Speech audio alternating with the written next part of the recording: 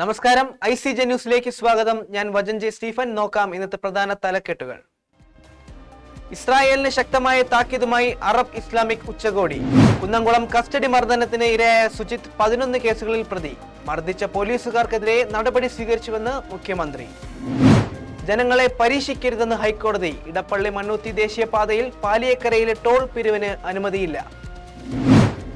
നടപടിയെടുത്തില്ല എങ്കിൽ അടുത്ത മത്സരത്തിനിറങ്ങില്ല എന്ന് Pakistan cricket team. Pakistan cricket board ICCക്ക് പരാതി നൽകി. വാർത്തകൾ വിശദമായി. ഖത്തറിനും പാലസ്തീനുമൊപ്പം ഉറച്ചു നിൽക്കുമെന്ന് അറബ് ഉച്ചകോടി പ്രഖ്യാപിച്ചു. GCC രാജ്യങ്ങളിലെ ഏതെങ്കിലും ഒന്നിന് നേരെയുള്ള ആക്രമണം എല്ലാ അറബ് രാജ്യങ്ങൾക്കും ഉള്ളതാണെന്ന് കണക്കിലാക്കിക്കൊണ്ട് പ്രതിരോധിക്കുമെന്ന് ഉച്ചകോടി പ്രഖ്യാപിച്ചു. കുന്നംകുളം പോലീസ് കസ്റ്റഡി മർദ്ദനത്തിനിരയായ യൂത്ത് കോൺഗ്രസ് പ്രവർത്തകൻ സുജിത്ത് 11 കേസുകളിൽ പ്രതിയെന്ന് മുഖ്യമന്ത്രി പിണറായി വിജയൻ. എരുമപ്പെട്ടി, കുന്നംകുളം സ്റ്റേഷനുകളിലാണ് കേസെന്നും മുഖ്യമന്ത്രി പറഞ്ഞു. പോലീസ് ഉദ്യോഗസ്ഥർക്കെതിരായ ആരോപണങ്ങൾക്ക് തെളിവുണ്ടെന്നും വകുപ്പ് തല അന്വേഷണത്തിൽ ഇക്കാര്യങ്ങൾ ബോധ്യമായെന്നും അദ്ദേഹം രേഖാമൂലം മറുപടി നൽകി. ആരോപണ വിധേയരായ ഉദ്യോഗസ്ഥർക്കെതിരെ സർക്കാർ നടപടി സ്വീകരിച്ചിട്ടുണ്ടെന്നും മുഖ്യമന്ത്രി സഭയിൽ വ്യക്തമാക്കി.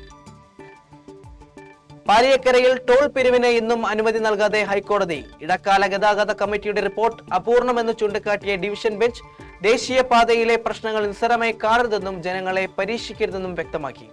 പുതിയ റിപ്പോർട്ട് സമർപ്പിക്കാൻ കളക്ടറോട് നിർദ്ദേശിച്ചു കോടതി. ഹർജി വ്യാഴാഴ്ച വീണ്ടും പരിഗണിക്കും.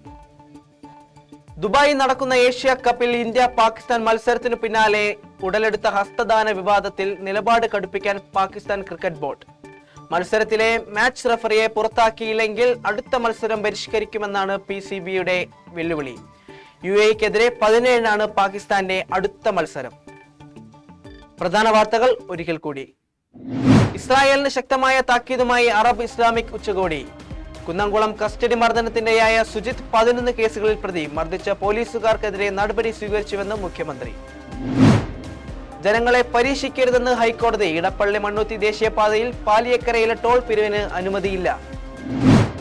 നടപടിയെടുത്തില്ലെങ്കിൽ അടുത്ത മത്സരത്തിനിറങ്ങില്ല എന്ന് Pakistan cricket team. Pakistan cricket board ICCക്ക് പരാതി നൽകി. ഇതോടുകൂടി ഇന്നത്തെ വാർത്താ ബുള്ളറ്റിൻ പൂർണ്ണമാകുന്നു. നന്ദി.